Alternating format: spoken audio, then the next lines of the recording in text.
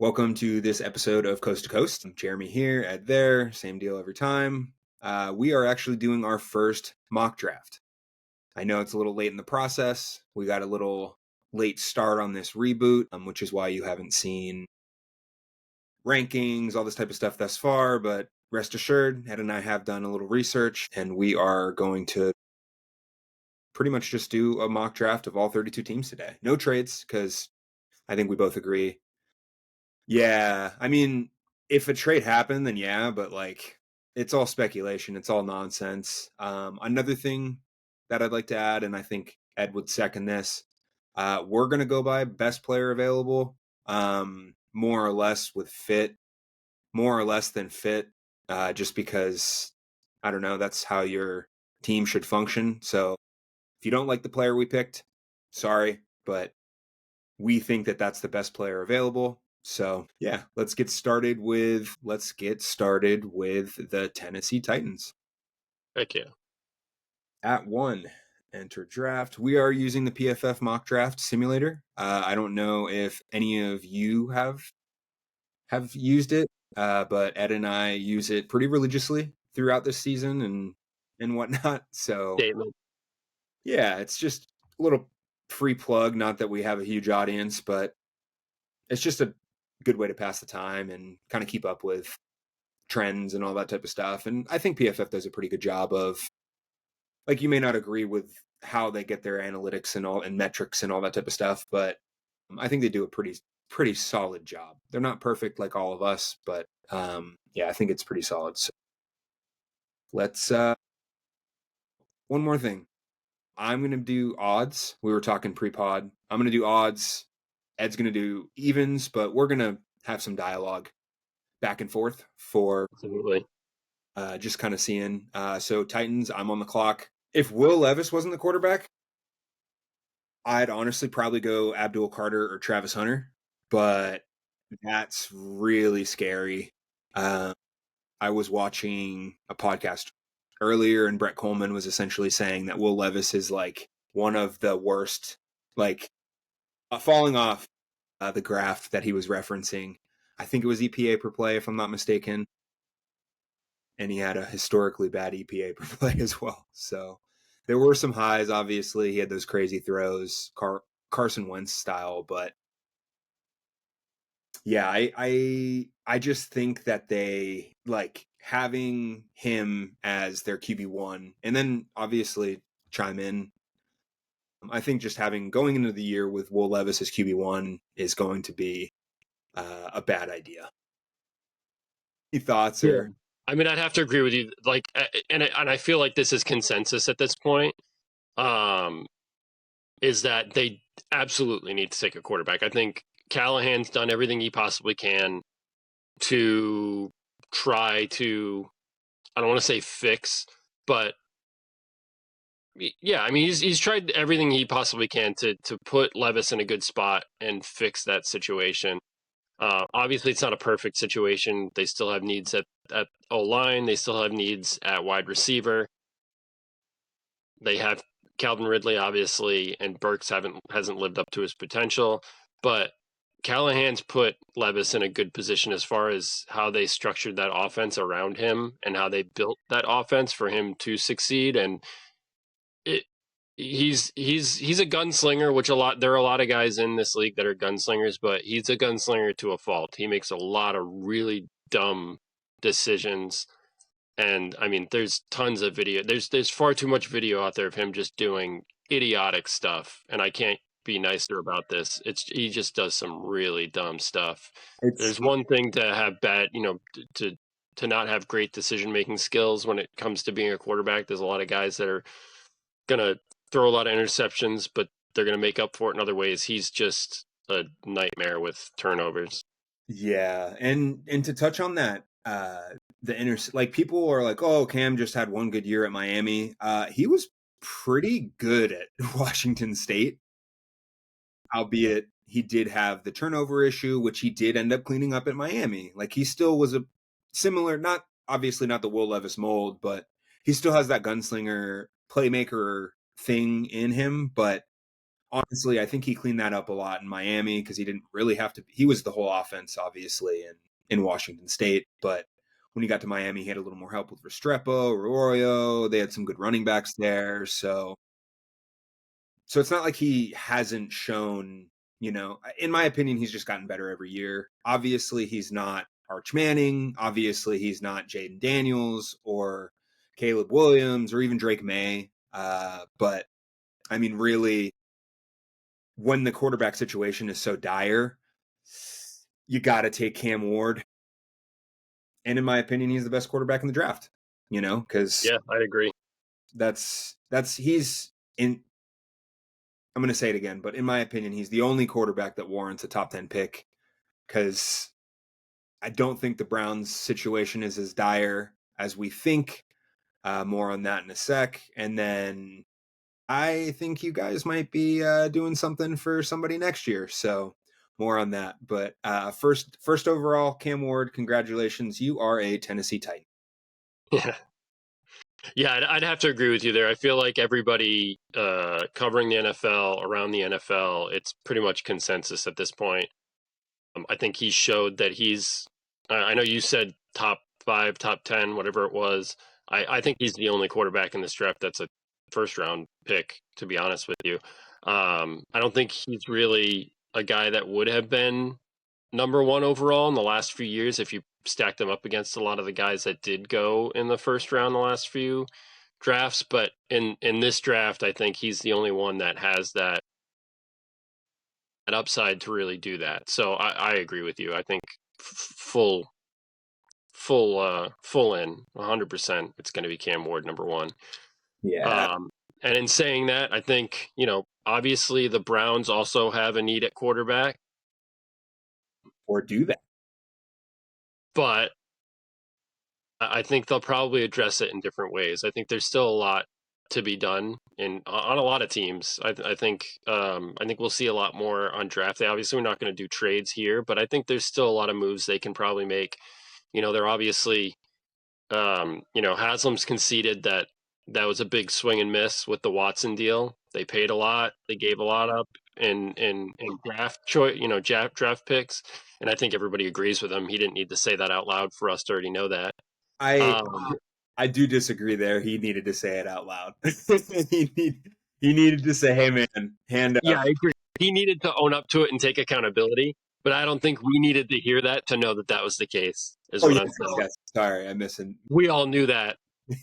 We all knew that when the deal was done. We didn't need all this time to happen. It was pretty clear with that layoff that this was not going to work out well. So a lot of people are back and forth on if it's going to be quarterback. I honestly think it comes down to the two best defensive players. I say defensive players because I think Travis Hunter for most teams is a cornerback. I would prefer him as a wide receiver, but I think a lot of teams are looking at it as cornerback first.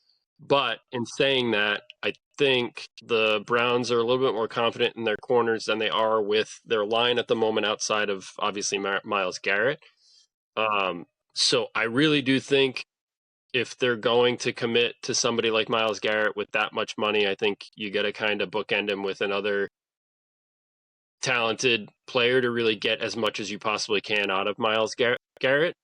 And especially with the division they play in the North, I think it's got to be Abdul Carter. I think even with the question marks with his size, with the foot injury, with a little bit of a in between, with production, everybody keeps comparing him to Micah Parsons.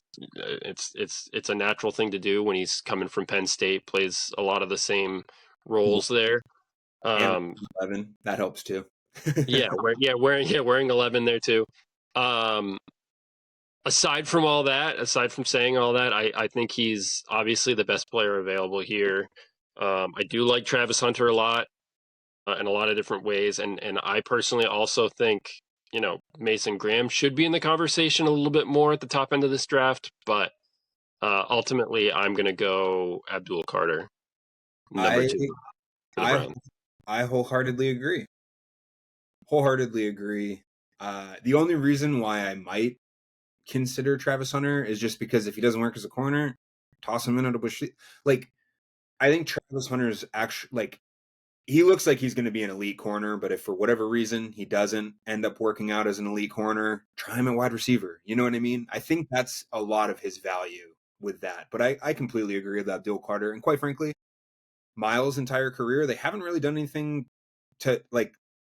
You have TJ Watt with Cam Hayward, you know, and like obviously Highsmith, and like over the years they've had, but it's really just been the Myles Garrett show. I mean, they tried Zadarius Smith for a little bit. Yeah, I was gonna bring up your guy. Yeah, I know. Z was a better Packer than he was a Brown. But yeah, no, Abdul Carter. Or another thing I did hear as well is that it sounds like Kirk Cousins might be in play for the Browns. Yeah, well, that's why I brought up the trades and stuff, because I think that is a definite possibility. I think with the fact that they promised Garrett they were going to be a competitive team, I think it's less likely for them to go with a rookie quarterback and more likely to get somebody like Kirk Cousins or you know, or somebody who knows who else would be available. But yeah, I think Kirk Cousins is an obvious option.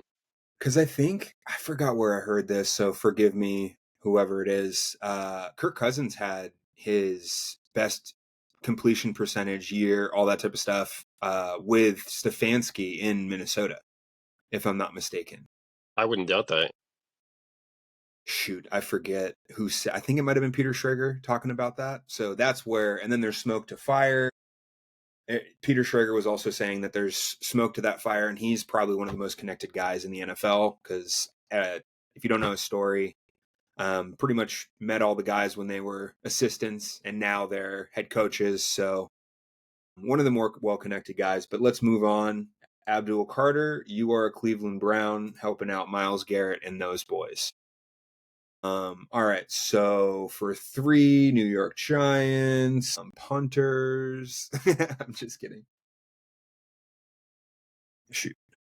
No, I'm being dumb. Honestly, I'm just going to go to cornerback because I know that you're itching to have.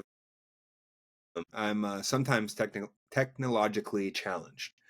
I feel like it would be a travesty if you guys don't take Travis Hunter here. I know you just helped out your defensive back room quite a bit with Holland and we're not doing trades. You guys would be a good candidate here to do Debo. You guys would be a good candidate here, and then Banks. Obviously, you still got to see with that draft capital, seeing kind of what he has, and then I think you have some other guys around there. Drew Phillip. Yep. So I kind of have to pick Travis Hunter because again, it's like he would probably be your wide receiver too on your roster as well. Yeah, depending absolutely. on I mean, what would you want? I know you want him at a wide receiver. I mean, honestly, if I'm going best player available here, yeah, my conversation's between Travis Hunter and Mason Graham, because I'm thinking either. I know you're saying as a cornerback, but I would absolutely draft Travis Hunter as a wide receiver to pair with Neighbors. And if that's not the way you're going to go, I would absolutely jump at the chance to pair Mason Graham on that line with Dexter Lawrence, bookended, you know, by Brian Burns and Tibbs. Yeah. So either way, I'm happy with any of those because I think, like you said, I'm not as dialed in on Hunter being a number one cornerback, but I did like what I saw as a wide receiver. I really liked his hands. I think that always kind of translates a lot into the NFL. And as a number two with a guy like Neighbors that can dominate it as a number one, I think it can only be a good thing, especially with the depth that they already have at wide receiver. And then, you know, you've got the bridge quarterbacks and Wilson and Jameis, and see what you can get maybe in round 2 as far as the quarterback position goes. Maybe get a Dart or a Milrow or somebody of that nature, and you know, hope they can work on a future starter in that. And with Dayball being there, I think, you know, you can hopefully hang your hat on him being able to develop somebody. Yeah, I just, as much as I love Mason Graham, and I'm higher on him than a lot of other people, it seems, because he's falling because of arm length, this and that, da da da da. Which I think that's just going to be Aiden Hutchinson 2.0. You know what I mean? Like when you watch the tape, he's ridiculous. And yeah, maybe his tape this year wasn't as good as last year, but like watch last year, he was one of the most disruptive people in all of college football. And that includes Travis Hunter, that includes everyone that was drafted last year. Like, so, but besides that, I just think that, I think Big Blue, what did Russell Wilson call you guys? Big Blue Nation or something? Yeah, you just said Big Blue, which is I don't, that's just It's what they say. Hey, What the girls say. it's better than Let's Ride. Yes, Let's ride. it sure is. But yeah, Travis Hunter, you are a New York Giant. I don't see, because again, we both said it when we were talking about Cam Ward. I'm not taking Shador there because that's another thing that I wanted to bring up. I think you guys are potentially not tanking for Arch. Not that everyone isn't, but I think he's the chosen one. You know what I mean? I think they're going to want to get him in there and all that type of stuff, which is why, if you look at it, that's probably why they're bringing in Jameis and Russ. And then they'll just trade up or whatever. But yeah, I don't think they're going to pick Shador, which we could be wrong. So number 4, you on the clock for the Pats, your favorite team. Yes, yes, yes, yes. Favorite fan base. Yeah, I mean, I'm currently in New England, so who better to do this than me? Um, Honestly, coming into this process, I would have 100% just smashed that button to take Tet McMillan for the Patriots to get them a number one. Because even with the signing of just Stephon Diggs, I don't think that's enough for May yet. They've improved the line a little bit, which was great for them. Adding Moses, adding Bradbury. They already have Onwenu. So, I mean, they're moving in the right direction. I think they've also, they're still kind of working on Cole Strange, hoping that he's going to work out. So I think they're working on the offensive line for May. I don't think it's a finished product. I think they still need a lot of work at tackle more than anything. But I would normally go, if I was doing best player available coming into this, it would have been McMillan 100%. In saying that, I do think they are going to focus on the offensive line. I do think a lot of teams value Membo from Missouri a lot higher than this kind of board goes. And I think Will Campbell's kind of fallen out of favor a lot too with the measurements and things, even though I do think he's still going to be obviously a talented um, talented player. So I do think that the Patriots are going to go offensive tackle here, and I think it's going to be Armen Membo. I was gonna see if you liked uh if you like that as well. That's kind of where I was gonna go, because I mean, do we really think the arm length matters with Will Campbell? Like, I don't, but I feel like that it seems to be once it gets in the ear of a lot of decision makers in the NFL, I think they just obsess over those things with a lot of guys that haven't worked in the past with those issues. Well, and so another thing too is like, I wonder if you could, because what they have Cole Strain. I'm looking at their depth chart right now. Sorry if I was click clacking away. That's what I was trying to pull up. They're not going to upgrade Onwenu because he's obviously a pretty solid guard. But if I'm not mistaken, Cole Strange, there's nothing really. He hasn't been worth the first round pick that Billy B took him for.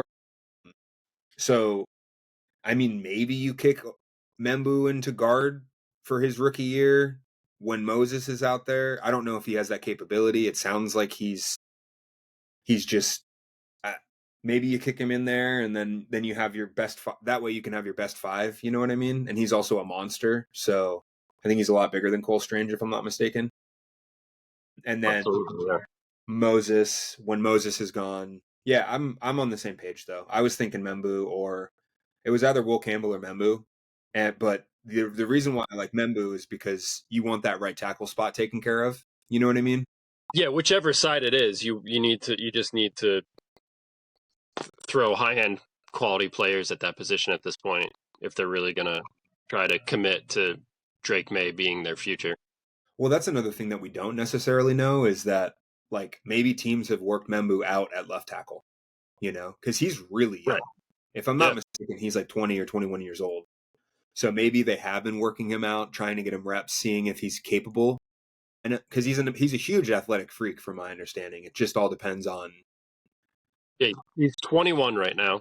Yeah, so he's 21, which 21. is, I mean, like that's pretty wild. Being that large. Ooh, clearly I don't have PFF Ultimate.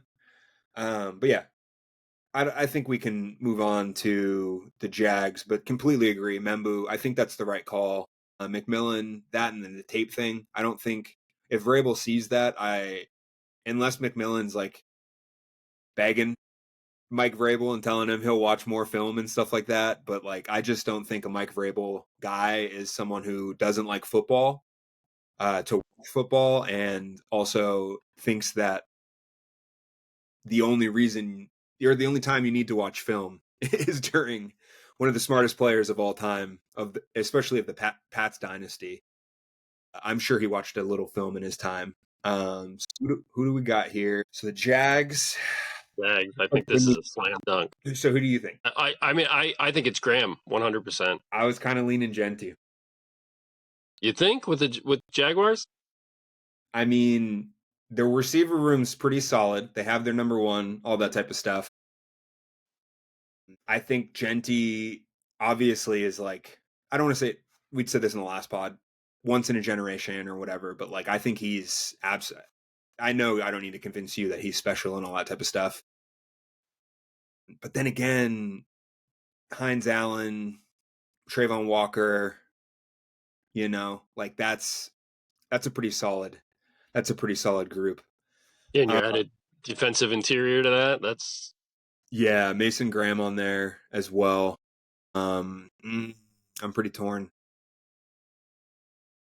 Fuck it, we'll just go Mason Graham because I know everyone's low on him now because his arms are short and this and that, and like sometimes he got bullied, but also like I don't know, and maybe I'd rather be wrong because he's the reverse Aiden Hutchinson than be wrong because that was remember that I don't who knows if Aiden Hutchinson can play at the next level. Like his floor is high, but what's his ceiling? And before he broke his leg last year with that injury, like yeah, ceiling is all pro sack king. That's what that's what. So I think Mason Graham's up there. I think he could be completely fine. You know what I mean? And I think he has. So I agree. I'm going Mason Graham for sure. yeah. Because I mean, I think he's too good at too many things to not at least he's gonna be a quality starter at the very least. I mean, I think the floor is way too high on this guy. He's fast for his size. He's yep. a 300-pounder, but he's fast when he's Yep. getting off the line.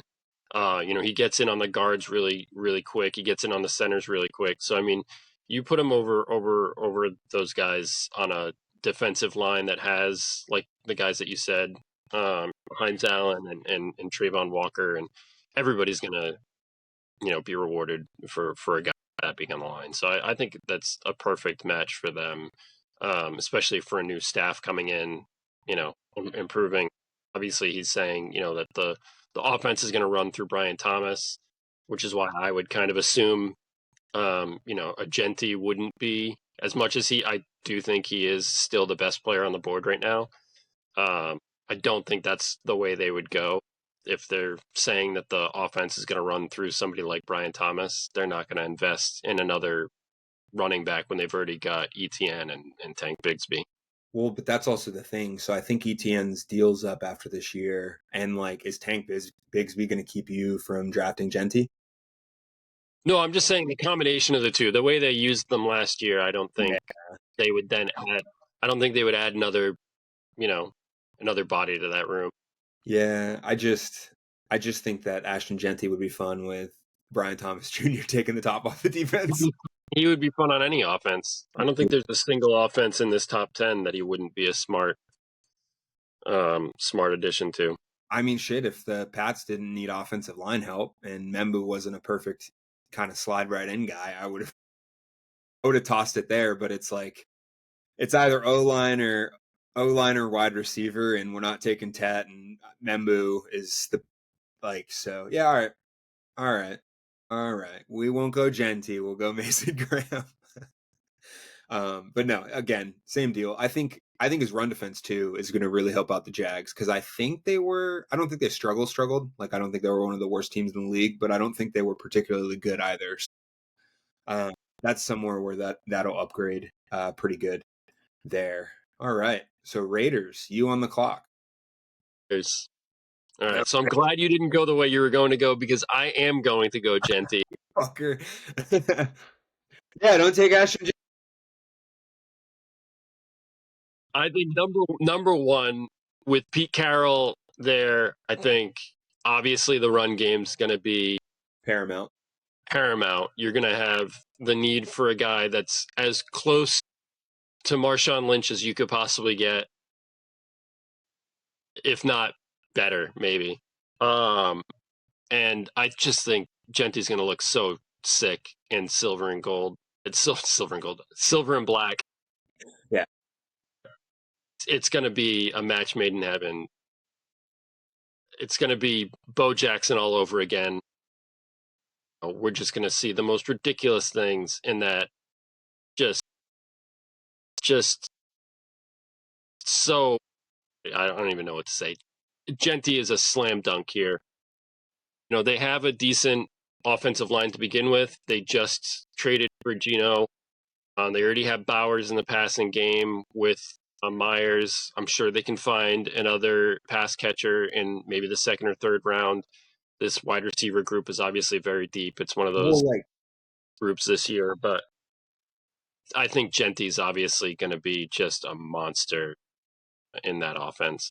So it's like Jaden. So like Ashton Genty, like you can do the 2-level thought, right? So it's like Ashton Genty and say Jaden Higgins, or like pick. I mean, it seems like the NFL is pretty low on Abuka or the NFL people draft analyst is pretty like. So it's like you can have Genty and Abuka, and I know he's not the number one that they're looking for, but it sounds like Bowers might be that number one, the Travis mold. Or you can have Tet or Golden or one of those guys, or I mean Tyler Warren too, but a Tet or like I completely agree. Completely agree. Ashton Genty, you are a Raider. Yeah, and Pete Carroll, you hit the nail on the head.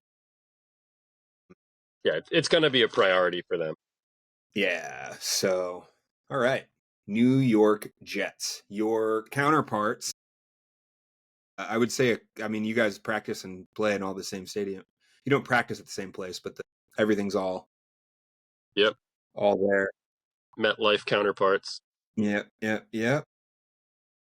I'm thinking maybe if they didn't take Fashanu, I'd say try Will Campbell out at left tackle, but there's no reason to. If they didn't take Fashanu last year or Fashanu, however, forgive me, Olu.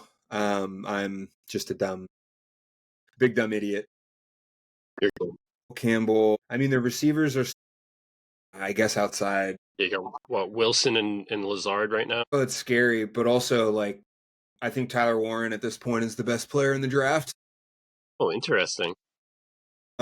And they just where did Conklin sign? Conklin signed in LA, I believe. And they don't need a tight end, but also like I don't know. I just think Tyler Warren's the best player available right now, and not need a tight end though. Well, it's kind of like it's not an immediate need for them, but do they really have a tight end that can do what he does? I don't think so. Because I mean, No, I don't want to say he's Gronk 2.0 because that's way too much pressure for a kid just out of college. But like, he has that, to where he can hold the line and then also like just be. I mean, and I think if I'm not mistaken, he led college football yards after catch last. interesting. I didn't Not know that. mistaken, or all it was other. I know these are two completely different things, but I think it was 700 or so yards after catch that he got, if I remember correctly, Interesting. from what I saw, which is something that the Jets didn't have much of last year, mainly because of the O line play and Aaron Rodgers kind of coming back from that Achilles and all that type of stuff. But I mean, Tyler Warren to that line, their line's not bad, their line's not awful. You know what I mean? But I think he's going to really bring something to the run game. And then Brees Hall is one of the best young running backs in the NFL, and then they have shoot, what's his name from the big kid, number zero. Right. Yes, yeah. So those two guys, I think that you can, and then who knows, maybe he'll help out. I know Fashanu wasn't necessarily the best run blocking tackle in the draft last year, but I'm sure he's already been working on it. He's getting stronger and all that type of stuff. And if Warren running behind him and Warren, I think would be pretty cool for that running back group. So I'm going to go Tyler Warren here because in my opinion, he's the best player available left. And I know they could probably use Tet and Wilson, or Golden and Wilson, as we said on a previous pod, might be cool. But I just think Tyler Warren I think he's a top 5 player in this draft. So, all right, Panthers, you're on the clock. Panthers are on the clock. I think, I think there's a couple of clear needs for them. They've obviously been talking about their wide receiver room a lot in the offseason. They keep kind of throwing their hat in the ring as far as Leggett, them believing that he's a number one. So as much as I would think normally that they would be committing to wide receiver and this would be kind of the first place where Tet would be an option, I don't think they're going to go that way. So far in the offseason, their two big moves were adding to the defense. They added Bobby Brown on the defensive line, and they added Trayvon Moreg, to the secondary. So I think they would probably continue to work on that defense because I think the head coach is already kind of confident that the offense is going to take another step. So I think they're going to really focus on the secondary. And saying that, I think the best cornerback available right now is Barron from Texas. I think he can be that outside corner that they need across from Horn, who they just signed to a pretty big contract. And I think that just kind of, reinforces everything they need in that secondary. Well, in worst case, you can bump him inside the slot, right? Right. He Right. can't hang out outside because that's where I mean he's physical, likes to tackle. I really like Jade Barron as an overall guy. I think he just has a lot of flexibility. So if he doesn't necessarily do the best at outside, if he worst case scenario he can't function outside, I think you're right there. I think he's the best DB. Now, if it was 2023, Will Johnson has a has a has a stake in that, but Yeah, it, I think coming in, it would have been Will Johnson 100% before the combine, all the before the process just really took over. I would have definitely said Will Johnson would have been right here. I mean, Will Johnson probably coming into the process, Will Johnson probably would have been discussed where we took Hunter up with the Giants, but he's slid a lot just because everybody, which for good reason, obviously, everybody's focused a lot on this past year. He slid back a lot. I know he had a few nagging injuries, but he slid back a lot as far as the production with a lack of interceptions and the the completion percentage to him, the QB rating against him was through the roof. And obviously he's already in a big conference, so nothing really changed as far as talent against him. So I know that's a glaring thing. I still think he's a top prospect in this draft. I still think he's going to go in the first round. Absolutely. But yeah, I think Barron is a lot clearer as far as the cornerback to take here. I feel like he's going to be very Derek Stingley, and maybe not get Yeah, to he could very well be. like Derek Stingley level, obviously, because Derek Stingley is like one of the best, and if not the best, press man corner in the NFL.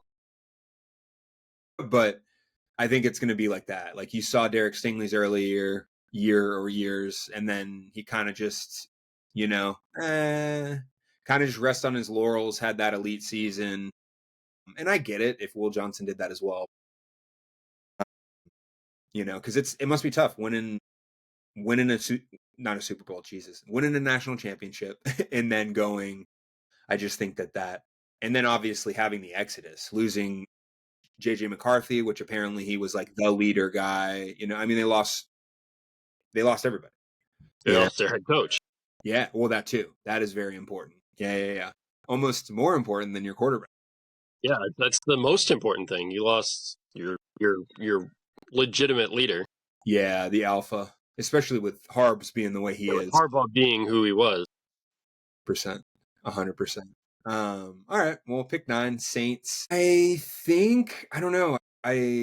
Will Campbell, they're kind of sort of set at tackle. Yeah.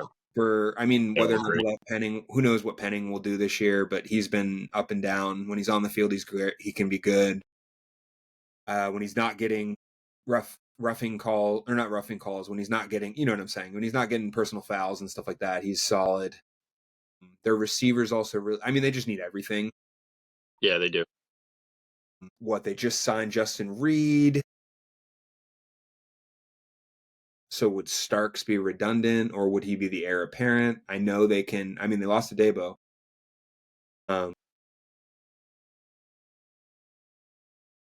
Starks. And it's a whole new coaching structure too, so keep that in mind.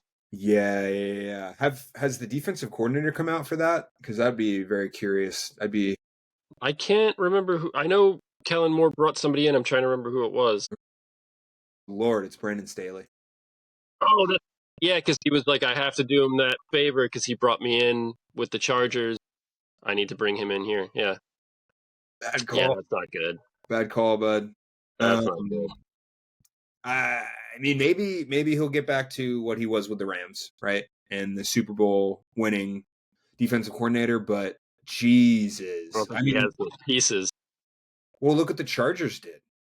Brandon Staley's gone, the genius archetype, and then the Chargers had what? The number 2, number 3 defense behind the Eagles last year. Same pieces, minus like some players. What about Chase Young? Oh, thank God, yes, I forgot Chase Young. Yeah, man, that was a lot of money for him, and he's a good player, but that was just a lot of money for kind of what he's done so far in the NFL. Yeah, especially how they're always in cap jail. Yeah, that's the more alarming part, and they need to rip the Band-Aid off, man. Like, we get it. Yeah. You guys are the cap isn't real. You're the originators of the cap isn't real and all this bullshit and stuff like that. But come on. You're not helping. Campbell, heir apparent, kind of chess piece guy moving, because he was a 5-star edge out of high school, right? And he just didn't play. He had to bump to middle linebacker because Dallas Turner and those boys, right? I wonder if Jahad Campbell would be. It's either Starks or Campbell for me. What is your? Because I feel like both of those guys would be like, he could be the heir apparent to Demario Davis, and then Starks can just be like a chess piece because I feel like Starks is going to be the Brian Branch, Kyle Hamilton of this draft, to where he can just play in the slot, he can play safety and all that type of stuff. And yeah, he's redundant with Reed and Matthew, but how many more years do you have Matthew? Yeah, I think Campbell's going to be more of an edge guy than a inside guy that a lot of people are kind of expecting him to be. But in saying that, he's still obviously a very good player. He would make a fantastic outside linebacker in that defense. Um, and like you said, I think Starks is probably a little bit more redundant than you'd want. Yeah, but what's their slot situation? It's also one of those situations where I could really see somebody like New Orleans going after be in the first place, where somebody like Mike Green could fall. That's a good thing. Mike Green, or is it far too early for Kenneth Grant? I mean, Will Johnson too, because they just lost Lattimore. Yeah, that's true. I didn't consider that. They did trade Lattimore to what, Washington? Mm-hmm. So you have So Demario Davis and Pete Warner at linebacker, Kool-Aid McKinstry, Justin Reed, Tyrann Mathieu, Alontae Taylor, and then Amadi. I guess they're pretty solid at. I guess they're pretty solid at. the secondary. Yeah, but I just feel like the Honey Badger's getting old, but also he's. Yeah, that is true. Matthew isn't. I mean, they almost cut him, right? Yeah, Mike Green, Sam, Chase Young, Carl Granderson.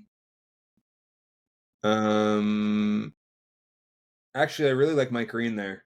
To be honest, I think I'm gonna go Mike Green Yeah, it's a great pick. because I think he could. I mean, he's just going to compete, right? And it's like, okay, if Granderson or Chase Young can't compete, then you know what I mean? I know it's contrary to what they normally like, but I mean, Kellen Moore just saw what I know Green is a little bit smaller than what they normally like, but Kellen Moore just saw that little demon, Nolan Smith, destroy some people. And I don't want to say Mike Green has Nolan Smith in him, but like, I don't know, that bull rush rep, which sorry, Connerly, don't mean to bring it up because you were playing right tackle. It's not your fault. You're a left tackle. But all right, Mike Green at 9. The Mike Green, done. the Bears, they got some options here. Yeah, I mean, Ooh, okay. I think somebody you already brought up, Starks, I think is a good option because they definitely have a need at second in the secondary at safety specifically. I think Will Campbell is still a possibility here, even though they did add to that offensive line. I mean, they added Dahlman, they added Tooney, they added Jonah Jackson. They already have two um, quality starting tackles, but I don't think that takes them out of the equation to take somebody like Will Campbell. So I think it would be for me between Will Campbell and Malachi Starks. I think the only other really kind of conversation you would maybe bring up is I do still think a lot of teams value, even though he is coming off an injury, I think Simmons is somebody that a lot of teams possibly value a lot more than Campbell because of his size, because he is that legit bookend left tackle. Well, he's going to work out. What do you mean? Like he's going to work out for teams? Yeah, which is Yeah, nuts with a I'm torn. just I'm just saying like he dropped a lot because of that injury Oh because they no, didn't get that tape for 24. I completely agree. But if he works out and is cleared, like no, I completely agree. I was agreeing with you. Like, I mean, he's the best tackle in this class, bar none, and he doesn't need to be moved around. He's not a Will Campbell or a Kelvin Banks or anyone like that. You know what I mean? Like, which if he works out for teams, there goes your because you when you look at him, I mean, yeah, I mean that's not a bad because what is Braxton Jones or Darnell Wright going to keep you from drafting your future offensive tackle? No, I don't think that does. And you've got a new head coach, a new offensive minded head coach coming in. So it doesn't guarantee that either of those guys sure things, even with Poles being the general manager that drafted both of them. Um, Is so it? I think there's a real conversation for those two guys. I do like Starks as a fit for them, but I really don't think he's the best player available right now. And that's kind of what I keep falling back to. I think he's a good fit on that defense. He would Interesting. be great in that secondary, but I do feel like I would probably take either Josh Simmons or Will Campbell here. I mean, worst case, Thuney's getting up there in age, and Jonah Jackson's a 1-year deal, if I'm not mistaken. So You know moving. what? I'm gonna go with Campbell here Okay. because of the possibility of him being used as a guard with that flexibility. I'm gonna say that they're gonna keep piling on for that offensive line, and I'm gonna go Will Campbell here as the best player available for the Chicago Bears and Caleb Williams. That I think you can't go wrong with trying to protect him, especially when it was. I understand that a lot of his issues last year were more or less self inflicted, but it's also really fucking scary when you look up and three of your offensive linemen are looking down, just like, where are you? What are you doing? So, I mean, look at this.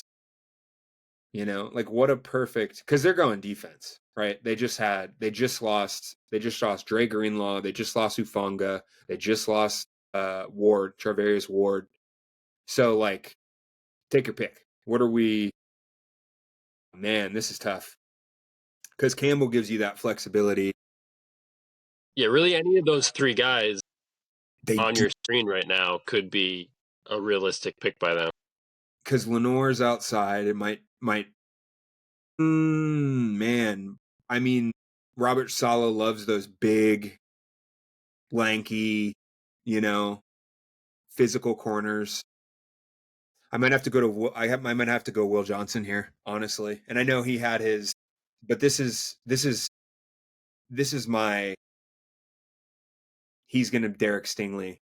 That's what I'm hoping for the Niners. So forgive me, Niners fans, if he ends up being pretty bad. Um, and you get him instead of what I think might be a Brian Branch esque type player. Uh, Starks or Jahad Campbell too. That would be fun in a solid defense. He'd be It would. all right. I'm not going to overthink it. Will Johnson. Plus, they need a quarterback, so it's kind of like perfect blend. All right, your favorite team. Yeah, You get to be Jerry for I 2 get the break out the glory holes. minutes. So let's see here. I mean, this could be all over the place. They've obviously got a need at running back, even though they did invest in, you know, Javante Williams and Miles Sanders. I don't think those are Did the really best. answer there. Sorry. And at the same time, they did add a lot of players on the defensive side, stacking up a bunch of failed first round picks. They added Solomon Thomas, they added Kenneth Murray, Kyer Elam, Dante Fowler, Peyton Turner. Even though they lost guys like you know uh, Lawrence and Jordan Lewis, they've quote unquote replaced all of those players with those guys that I've mentioned, and I think Jerry's kind of set in that way on defense. I would say the only thing that I would probably say for them, I want so badly to say that they're going to go with an offensive lineman, but I think with um, the injury to Overshown, I think they would probably go with somebody like Campbell here. I didn't expect him to be on the board, to be honest with you. I thought he would probably be gone at this point, but Okay. my thinking would probably be somebody like initially coming into this, I probably would have gone with like somebody like Kelvin Banks or Josh Simmons on the O line. But I really do I can't not think that they're trying to really upgrade that defense as poorly executed as it is with all those players that I did mention, that they're really trying to bolster Yeah.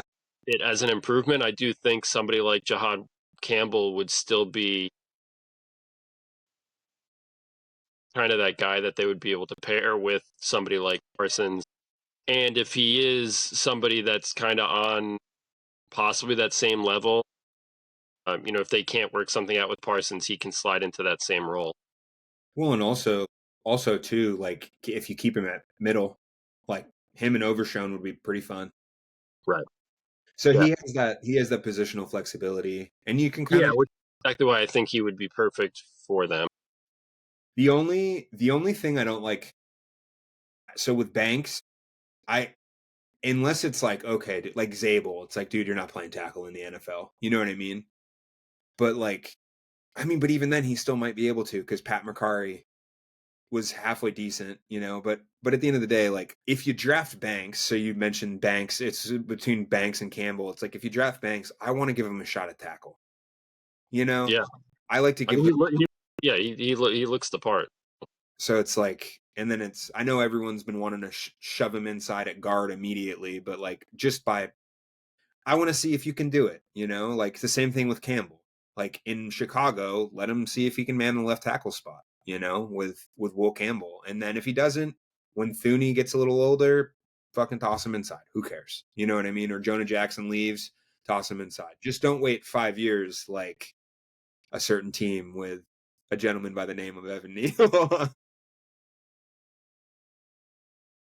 All right, Jihad Campbell, you are a Dallas Cowboy. Congratulations. Campbell. Miami Dolphins. Miami Dolphins. Miami Dolphins. Do, do, do, do, do, do, do, do, do. I'm not going to do much thinking. I think Kelvin Banks for the. I mean, Armstead, who knows if he has more than like 2 or 3 games in him every year, you know? He's always out. And then also if Armstead is injured or if give him the option and then you can bump him in a guard. Sorry. Pretty much what I just said. I'd like to give him the opportunity at tackle. You know, Armstead's probably going to get hurt. So start him at guard. And then when Armstead gets hurt, inevitably bump him outside to tackle. Is he a fit though for that offense? We're saying who now? Kelvin Banks. Sorry. Thanks. Like, is he fat? Like, I don't know. I think it'll be fine. Honestly. I think so. Like, I'm just thinking like, oh fuck, there's a lot of motion. There's a lot of this. There's a lot of that. Like, they like speed everywhere. So it's, but I think he'll do just fine. I think he will. I agree. Especially if he moves into guard eventually. Yeah, Indy, yeah. I honestly, I lost both of the players that I was kind of set on for Indy, Tyler Warren and Campbell. But look who's still here around 25. This gentleman, I think I honestly huh? wait. What? Colston Loveland. Go on, sorry. You're good. So we got Starks, Burden, Pierce, Izaraku. Sorry, Donovan, Kenneth Grant. They need a guard. Ibuka's still there. Golden's still there. Dang, they need a linebacker, and that would have been a perfect fit for. Yeah, They do need a safety. yeah. That's kind of who I'm kind of leaning towards is Starks. Yeah, I'm gonna say Starks. As much as like they lost, they lost Kelly and Will Freeze, but I really don't see anybody that can fill either of those roles at this point because I don't think Simmons is a fit for them because he's more of a tackle Yeah, and they're kind of set at tackle.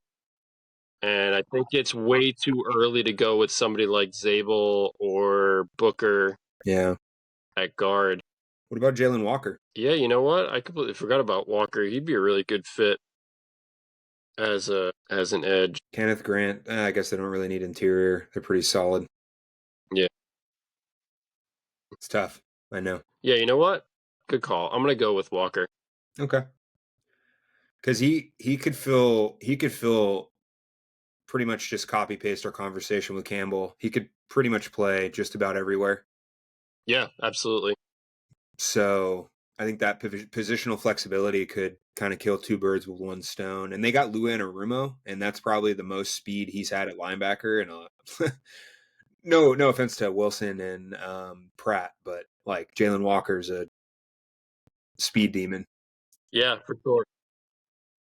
And I'm sure he'd appreciate that flexibility. So Jalen Walker, you are an Indianapolis Colt. Yes. Falcons, just another monstrous weapon. Just have all of their weapons 6'5". Yeah. Honestly, I am thinking edge, center, DB. James Pierce, but Raheem Morris in the Falcons. Vic Beasley. They've taken some people in the past. I know it's different. Obviously, that was a throwback comparably, depending on how old you are, which just ages us. Edge, center, linebacker. Damn, they need a linebacker too. Uh, um, I know the production wasn't really there, but you think somebody like Shamar Stewart would be on their radar, maybe for that Stewart. line. What about Michael Williams too? Because Michael Williams is another one. defense was awful last year. Yeah. I don't think it's too early for him there. I'm either leaning. Honestly, I'm either leaning. Luther Burden would be really fun, or Golden would be really fun in that offense. And it's a receiver that they don't necessarily have. Like I know everyone's like, "Oh, Golden's a deep shot." I'm going Golden, Yeah. honestly. Yeah. Because I just think he's a different. Like you hear people say, like, "Oh, build a basketball team with your receivers." Like I think he's just a different from what they have, because they have what Pitts, they have Mooney, they have Drake London, obviously Bijan out of the backfield, and then your Golden was with Bijan. What was that? 2 years ago? Last year? I wonder if he led with Bijan. Um, yeah, I'm going Golden because I think he's the best wide receiver available, the best wide receiver in the draft, and I think that would be really, really fun for. I think that would be really fun for their offensive. And I mean, I'm not taking a center. Edge. I mean, they're at 15. I have a feeling that there's going to be some edges there, and then linebacker second round is kind of where they hit their stride. So Yeah. I there's agree. also they could still bring Judon back. There's some stuff, but I think Golden, much to the chagrin of probably Falcons fans, because they're just like, please, first round pick on defense for the love of fucking God. But I don't know. I think Golden's going to be a great asset to that offense. Yeah, I'd agree. So Arizona 16 on the clock. We just hit an hour as well, so no rush, but just We're at keeping the you. halfway point. Yeah, halfway point. That's not bad. We All right, can speed. I'll make this easy for you then. I'm gonna say they just added Josh Sweat. Get him a companion on the other side, Shamar Stewart. Okay. I know the production wasn't there, but I think he's a guy that's going to translate, and he's the kind of guy that I think Gannon would really kind of fall in love with. Well, and Sweat too. I mean, he's kind of. I don't want to say he's a Sweat because Gannon had Sweat when he was in his younger years, and I feel like Stewart. Yeah, he's an enormous human and stuff like that, bigger than Sweat. But I feel like they're just like long. You know what I mean? Like he'll be able to. But yeah, like you said, I think Gannon will be able to get the most out of him because I mean, there's a reason he's coaching in Arizona. You Yeah. know. Yep. Bengals on the clock. All right, where's the place kickers? I'm just kidding, Bengals fans. You go Tet here. They need wide receivers, don't they? They do. They need nothing but wide receivers. Man, their defense was awful. Is it too early? Is it? I think I got to go Kenneth Grant. Okay. Honestly, and that breaks my soul because Kenneth Grant's exactly what I don't want manning the middle of that defense. But I mean, hey, Linderbaum, the boys will be moving some people regardless. Then you got Agreed. Derrick Henry, the king, behind. But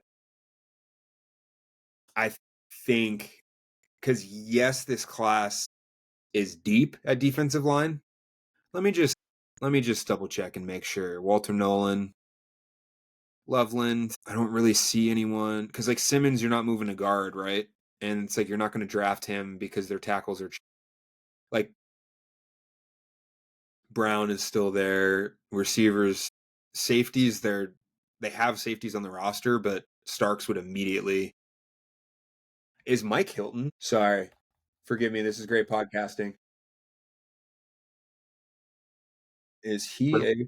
He is an unrestricted free agent. Honestly, I'm gonna go Starks. Okay. Yeah, I was gonna say either Starks or Pierce, I feel like, or Yeah, because if Mike Hilton's gone, Starks can slide right into that role. Which same thing. Don't worry, Kenneth Grant is a people mover and stuff like that. But I think Malachi Starks is the best player available on the board right now. So I'm gonna I'm gonna go. What am I doing?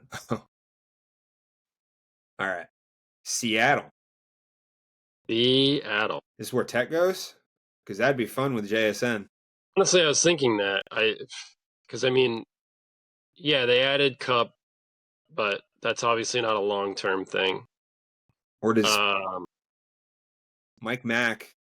I think he can handle someone like James Pierce. well, that's what I was kind of originally kind of leaning towards. I was leaning towards somebody like Pierce or Ezeraku. I think Ezeraku almost feels like more of a fit for Mac, but May I throw you one wild card? yeah, go for it, man. Is it too early for Zabel? I have him on my list, honestly. I have because I had coming into it, I had Jalen Walker as my options for Seattle. I had Jalen Walker, Ezeraku, and Zabel because they do need interior offensive help, offensive line help. They need both a center and guards. So I have it on my list. So I'm glad you said that because I was looking at that initially and I thought I was a little crazy jumping on that at this point. But now that you brought it up, I'm absolutely going Gray Zabel.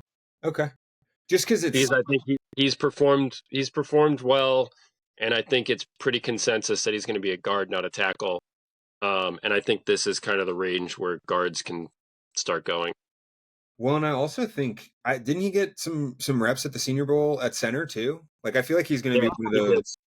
So I mean, maybe you can get it. Hopefully, their offensive line coach is pretty solid.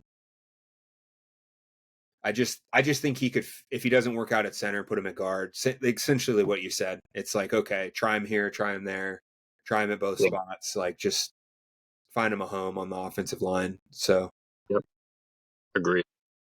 Zabel, Bucks. Should get Mike Evans 2.0. I don't think he's going to be.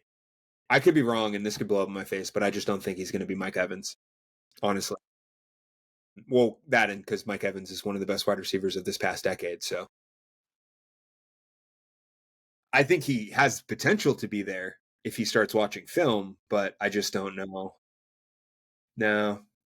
I think it's got to be either Ezeraku or James Pierce. James Pierce is a little lighter, right? Yes. I mean, they both are, aren't they? That Ezeraku. I think Ezeraku is like under 250. Evan. But that's not. I'm just thinking because they have. Why am I forgetting his name? Hassan Reddick. Oh, yes, that's right. They did sign him on Reddick. Pierce 6'5", 243. Pretty much the same thing. Yeah. Just taller. He's longer, Pierce is. Yeah. Yeah, 6'2". And you said he's 6'3"? 6'5"? Oh, that's it. Pierce is 6'5". And honestly, like, I don't know, Tampa had like Baker's one of the boys. Like I know he has the character concerns and stuff like that, but like, I don't know. I'm not there's places that I'd be like, ooh, you're really gonna take him? Like if all of these concerns turn out to be true and stuff like that, like he was the worst teammate ever and all that type of stuff. But James Pierce it is to Tampa. Todd Bowles can fix that. That's what like Mike Evans, like they have Vita Vea, like that too.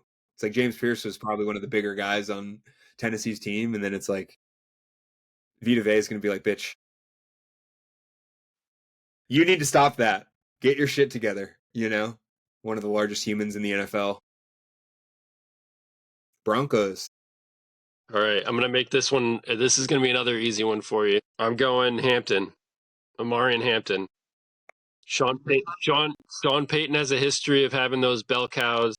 Yep. I think this guy would be a cheat code for him. They've got a great offensive line. They've committed to Bo Nix as their quarterback of the future. They do need wide receivers, but as we've said previously, I think they've got options, in the next couple of rounds to be able to improve that. This defense is already next level. They're easily the second best, if not now, probably on par with the Eagles with the additions that they've made in the offseason with adding Hufanga and Greenlaw. Relax. Ravens are number 2, if anything. Relax. We'll see. We'll see. But Denver does have either way, Denver has an elite defense. They're a top I'm just 5 defense. No, I understand. They were the number 1 defense from week 11 on once they switched safeties, but that's just neither here nor there. So they've got the defense figured out. They need to focus on the offense. This needs to be either running back or a wide receiver. I know I'm talking about needs now, but it's at that point in the draft where you can kind of drop down your list a little bit and not necessarily take the best player on your board and take somebody that's going to make the most impact. And they really haven't had any impact at running back. Kind of swung and missed with Javonte. And Peyton seemed to put him in the doghouse because you had other kind of undrafted or late round draft picks that were playing above him. So I 100% think Hampton is a first round running back. I think he's going to have an impact wherever he goes, but I think the Broncos make the most sense here, and I think he's a slam dunk with Peyton in that offense. Yeah, it's Genty, Hampton, everyone else. You know what I mean? Like, at the end of the day, I completely agree. I'd say Colston Loveland too, but I mean, at the end of the day, they just got Ingram, and I think that would be redundant. Yeah, I think Ingram fits better in Peyton's tight end fit anyway, because I think he's looking for more of that joker. Yeah, where Loveland isn't necessarily Warren, but he's not necessarily Travis Kelce, if you know what I mean. Well, Kelce does block now, so all right, Hampton it is. I already know this. It's I was gonna say Kenneth Grant because he is a Pittsburgh Steeler, much to my chagrin. But then Josh Simmons is staring at the face, and they lost Dan Moore in free agency. I don't know. I don't know if the wide receiver room in Pittsburgh can handle Tet or Luther Burden. Another edition of a basket case kind of guy. Although it's not fair to Luther Burden. But I guess there's allegations there too. I'm going to crazy one out there too, because this isn't going to be in your line of thinking probably because you're thinking best player available. What do you think to the Too early. You think? It's Kenny Pickett 2.0. Who are you thinking? Shador or Dart? No, honestly, I wasn't. Just curveball Tyler Shuck? No, I was thinking Milrow. Huh. But what were you thinking? What's the best player available for you? You think it's Josh Simmons, I would assume, right? Tackle. I mean, in my opinion, they don't need a wide receiver. They just traded for DK. And I would pick Tet or Burden, but it's like, I mean, could you imagine a wide receiver room with George Pickens, Tet McMillan, and DK Metcalf? That would be the largest wide receiver of all time. And then Luther Burden is, I mean, he would be a skill set that they don't necessarily have, right? That gadget guy, Debo style. I mean, but also George Pickens is hard to bring down. You're kind of set at edge, as they always are, because they always draft a couple years early. Honestly, it's either Kenneth Grant because their run defense was awful last year, and pairing him with Cam Hayward. I know Cam is like 38 years old, but having a 340-pound guy next to him. Yeah, I mean, he was, I think, second team All Pro last year. So him and fucking Calais Campbell just holding it down. But Simmons, I think, would be. Yeah, I think that's the smart move for them. That's legitimately best player available right now. Yeah, because Grant isn't a reach, but it's also not a reach. So, all right, Chargers, you're up. Is this where Tech goes? No. Okay. Where are you? I think this is one of those situations where I do think he's up there as far as the best wide receiver right now. I think he's better than a lot of the other wide receivers that are on the board right now. But I think if you take into account somebody that's going to care about something like Oh my God, yeah. Sorry. the issues that he had, it's going to be Harbaugh. Harbaugh is not going to like a guy that says point blank, I don't like tape, because he's going to say, you better like tape. You like ball, you like tape. So Tet's off their board, I think. I don't even think he's on their board. It's not like he's dropped down their board. I don't think he's on their board. Sorry, Jim. So for me, I think there's two options here. I think there's Emeka Egbuka, because they do need wide receiver, or he'd be a perfect fit for Herbert, or it's Colston Loveland, because A, they do desperately need tight ends, and B, Harbs had him. He's a Michigan guy. I know that's not a thing they're always focused on, but I think those are the two players I would say they would be committed to, because I think they do know that Herbert desperately needs offensive options. I mean, they didn't really add a ton this offseason, where they had Najee Harris, Mike Williams. Is that really enough? They upgraded the offensive line by adding Becton. It was already a good offensive line, obviously. That wasn't the issue. But I don't think Najee and Mike Williams is enough. I think one of these guys is a necessity, especially with the fact that Quentin Johnson is also the other wide receiver option there. They lost Josh Palmer, who was obviously a security blanket for him. Said this in the wide receiver episode.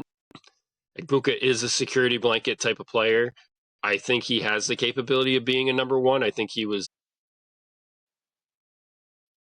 been pitched as more of a number two, but I think he is a number one wide receiver. I think he's just coming from a position where he's always been the number two. This is much like what Chris Olave was when he was at Ohio State. There was always somebody ahead of him on the chopping block, not on the chopping block, but on the depth chart. And I think Emeka Egbuka is the perfect fit for this offense. He's always open. He's always available. He's that security blanket, like I said in the wide receiver episode. I cannot stress that enough, which is why I think 100% if he's on the board here, and this is how the board kind of falls, I think he is a great fit for the Chargers. Egbuka it is. Egbuka it is. This will be quick. I think Tet's the call here, honestly. They have a bunch of middling guys, and Ted does have that ability. Not middling guys, that's disrespectful and stuff like that, but like he just brings something that's entirely different. He's not a burner like Watson, because Watson's that like deep threat. I don't want to say Jordy Nelson because they're entirely different players, but you know what I mean. But yeah, he's an all or nothing player, and he's injured a lot. Yeah, he's off injured.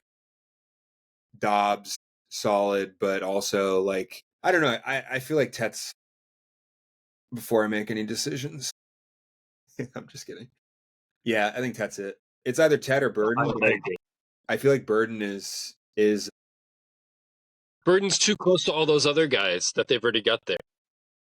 Yeah, like they all have their specific roles where like as much as we have poo-pooed Tet in this draft process, like I also think that LaFleur wouldn't, like, I don't know, not that he won't care, because every head coach is going to be like, come on, bro, you don't watch tape, but like, I don't know, I just think Tet's the call here, because also like he was the fourth best player in that draft, in that mock, or in the on their big board. So Vikings. Ooh, Vikings. Oh man, coming into this, I would have focused on defensive interior. It did. I more than anything. I'm not saying I'm not. I'm just saying more than anything, I probably would have heavy-handedly just immediately gone to Grant or Harmon or Walter Nolan. Do you want me to let you know who's available? Oh, I know who's available. Okay. But in saying that, I might lean more toward improving the secondary here. That's not a bad call And because their secondary is scary. I know they brought back Harrison Smith. What are they looking like at safety? Do you have that depth chart up? Let me grab it for you real quick. Forgive me, everybody. Get used to it though, because we don't have a producer yet. And yes, I said yet. You said the secondary? Yeah. Safety specifically? Safety specifically, they have McKinney and then Bullard, but then they also have Evan Williams, who really flashed last year. But I feel like he's more of a like slot-ish kind of guy. This is for the Vikings? I'm really dumb. No, I heard you say McKinney, and I was like, are we still a team behind? I am. Forgive me again, everyone. I'm completely sober and being a dumbass. Vikings, yes, you're correct. That is not it. You have Josh Metellus, who's pretty solid, you know. Harrison Smith, but he's pretty old. You have Theo Jackson and then Jay Ward, which Bubba Bolden's another one. All right, I'm going for it here. What are we doing? I'm doing Nick Emanwari. Shit, I forgot he was on the board. Yeah. Wow. I was leaning defensive interior. I was gonna go because I know they added Allen and they added Hargrave, but that doesn't stop them from adding more rotational guys like Harmon or Nolan or even anybody like that. But I think this is kind of a player that is probably higher on people's board after the combine. I hate to use something like that as a reason for me to take somebody as the best player available, but I think he's probably already well above this range as far as an option for a lot of teams and could be off the board already at this point. Well, but also too, learning under Harrison Smith would be a huge boon for him. Not that he's raw or anything. He was he was a playmaker, but I think that would be, he can kind of be, and then once Harrison Smith retires, probably after next season, it's like, okay, you have, yeah, damn, I mean, PFF has him at 45. Yeah. We're talking about. I mean, he's an elite guy. He's got elite traits. He's got elite stuff. But I think if he's in the right position, and especially with Harrison Smith already there, he's young still, and I think he's the best player right now, and I think he could really be a special player, especially on that defense. That defense is already pretty dang good to begin with, 100%. and I think him getting to learn for a while behind a lot of those players can only help him. Yeah, I completely understand. Learning from B-Flow, learning from Harrison Smith how to actually play safety, how to, you know what I mean? It's gonna be like the Ed Reed when Eric Weddle came into the Ravens, or I mean, insert Brian Dawkins, all those guys, John Lynch. When you have that safety, even if they're not as elite as they used to be, like that's where their stuff comes. This one's pretty easy though for is it though? I say it's easy, but is it? I'm either going Connerly or Luther Burden III. But honestly, I think Luther Burden III. That's tough. I think Luther Burden III. Yeah. I think the value is pretty solid, and he's not necessarily, because who knows whether or not Tank Dell can come back. You have your boy Nico Collins. Yeah, and they got Kirk, but he's not a long-term option. No, and he's not really redundant in the same. Like Luther Burden brings an entirely different skill set to that. So yeah, Kirk is really just holding space for Tank for the year, probably. Yeah.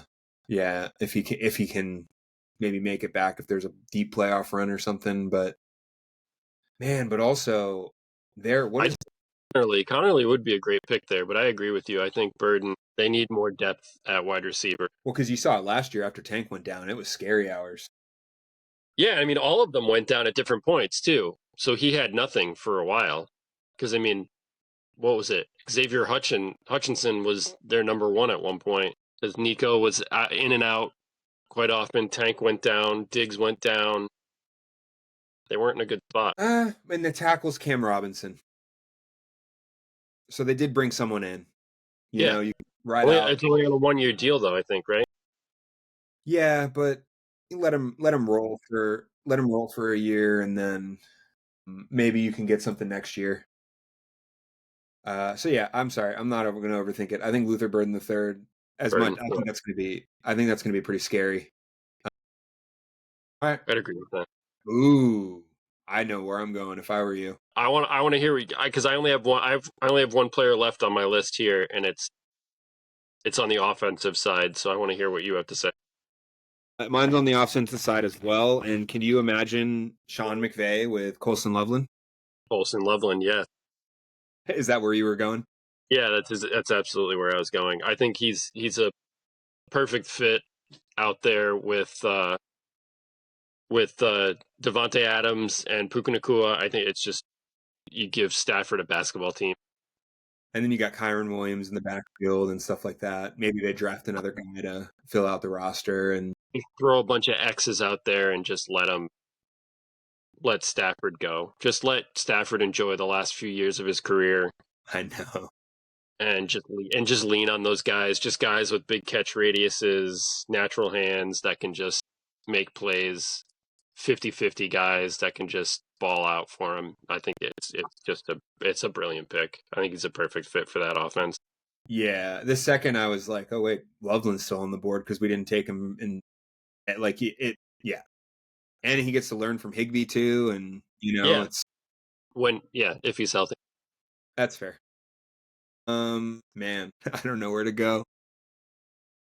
We don't need a tackle anymore, but we do need defensive line. And who's still here at DB though?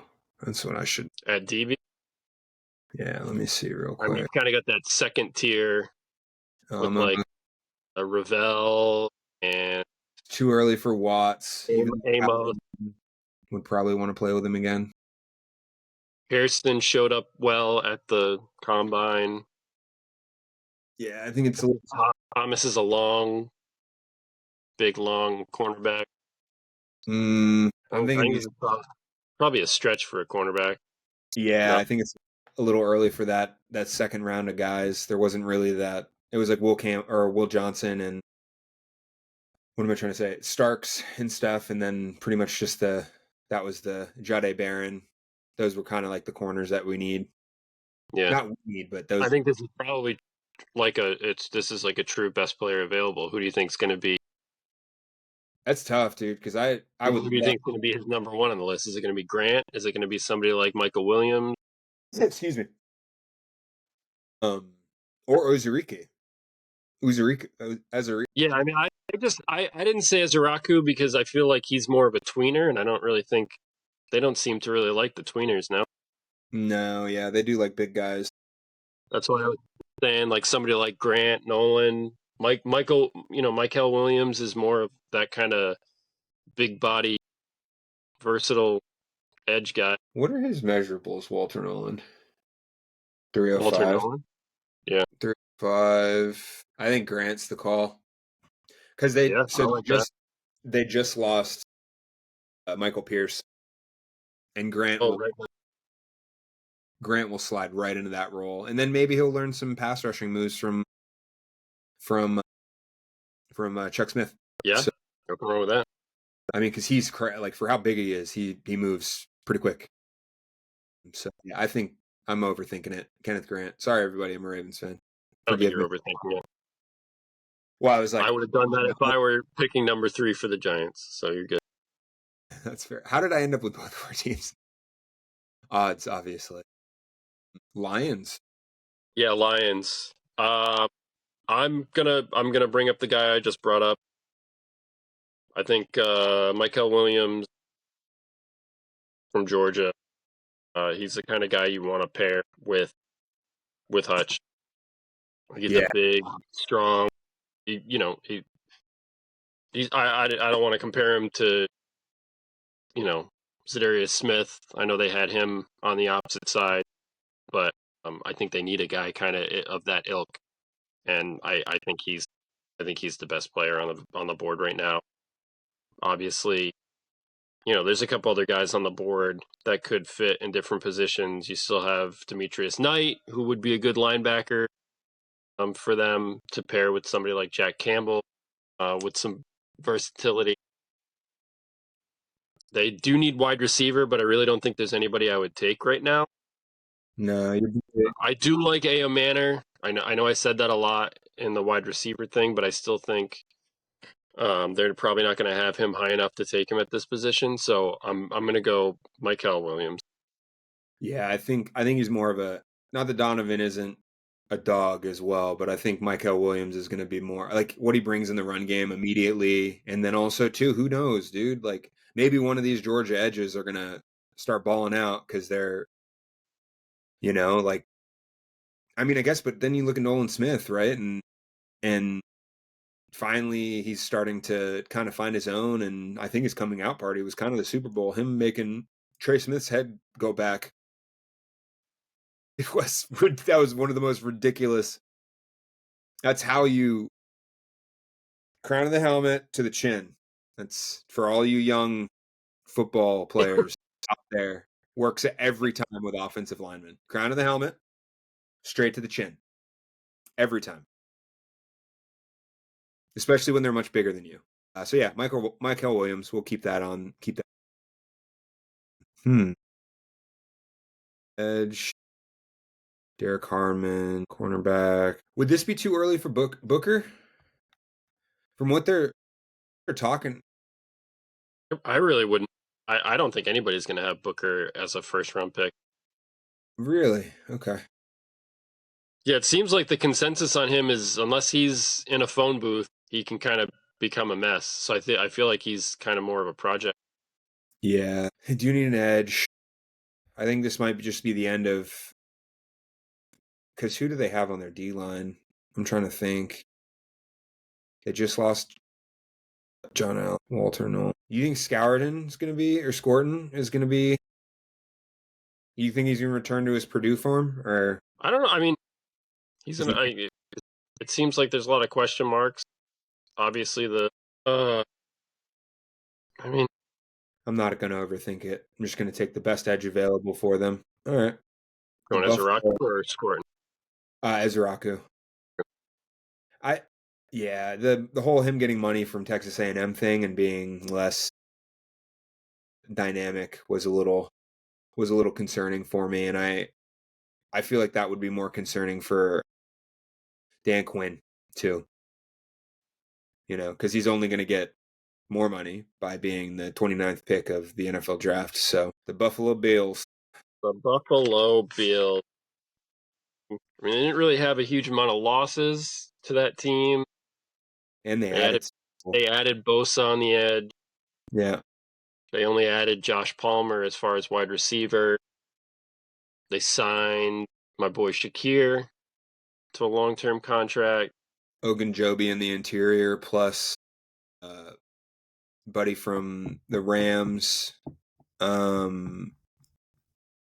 can't I remember his name? He's a white. Not Hart. What is his name? Sorry. Bills. Demetrius Knight wouldn't be bad. Yeah, I was kind of looking at that. Hoyt. I was Sorry, Hoyt. Hoyt. Yeah. Okay. I think or no. I mean, Scorton wouldn't be bad either. He's fucking huge. Scorton wouldn't be bad. I think Swinson's also a possibility. I know he's kind of ranked a lot further down. Yeah. But way too early for JT. I know it's a little early, but Sawyer's a Bill. You know what? I'm gonna go. I think he. I know he's on the older side, but I think they might actually like that. So he's gonna be good for their run defense, and I think they'll just kind of deal with the fact that he's on the older side. I think he'll be more than adequate at that position for their linebackers. Yeah, one, he doesn't need to be like not the bell cow, but they already have some decent ones in Milano, and mine's quick and easy for 31. Walter Nolan.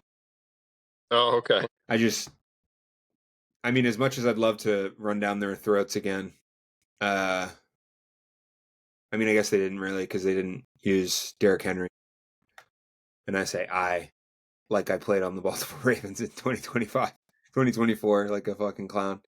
Yeah, I just think they need D-line help. They lost Wharton, they lost some guys, and I just think that they're, like obviously their tackles are scary and all that type of stuff, but they've gone in the past couple of years with no one to tackle, and I mean they made it to the Super Bowl last year, right? They had a makeshift offensive line all year. So much so they bumped Thuney out there. So I think that's it. So what psychopath falls to the Eagles at 32 for you? I'm kind of looking at Connerly Interesting. because I'm thinking it's somebody that they could have compete with Kenyon Green for the guard position and then eventually move out to right tackle to replace Lane Johnson when he eventually goes. You want him? I mean, I guess he's going to Stoutland U, but you want him after that Mike Green ref at right tackle? Hey man, you put him with the Eagles. You have him learn from Lane Johnson. I think he'll be okay, and Mike Green will be a name in the past. Well, most importantly, Stoutland, the goat. The goat. Yeah, I'm looking at either. Yeah, I'm looking at either Connerly or this one's kind of a stretch, but stick with me here. They got rid of Slay. They've got Quinyon Mitchell, and they've got DeJean in the slot. Azare Thomas from FSU. He's a long, quick cornerback that could be, cornerback 2 opposite Quinyon Mitchell and just reinforce the fact that their secondary is a strength for them. Keep DeJean where he is. So those are kind of my, excuse me, my 2 thoughts. I think that's smart. I think they could look at wide receiver. Manor is a guy they could add. He would that run blocking. I think Saquon would be very, very happy to have someone who doesn't get holding penalties on run plays. And he's a guy that they don't really have, right? Like he's not AJ Brown and he's not Devontae Smith. And what are they going to do with Dotson? So I think Dotson's gone, right? I could be talking out of my ass there. Let's see. John Dotson. He might have had one more year. Yeah, it looks like he has. Yeah, he was drafted in 2022. So this is the last year of his contract. So he is under contract for the Eagles. Okay. I'm going to stick with Connerly. I feel like this is kind of a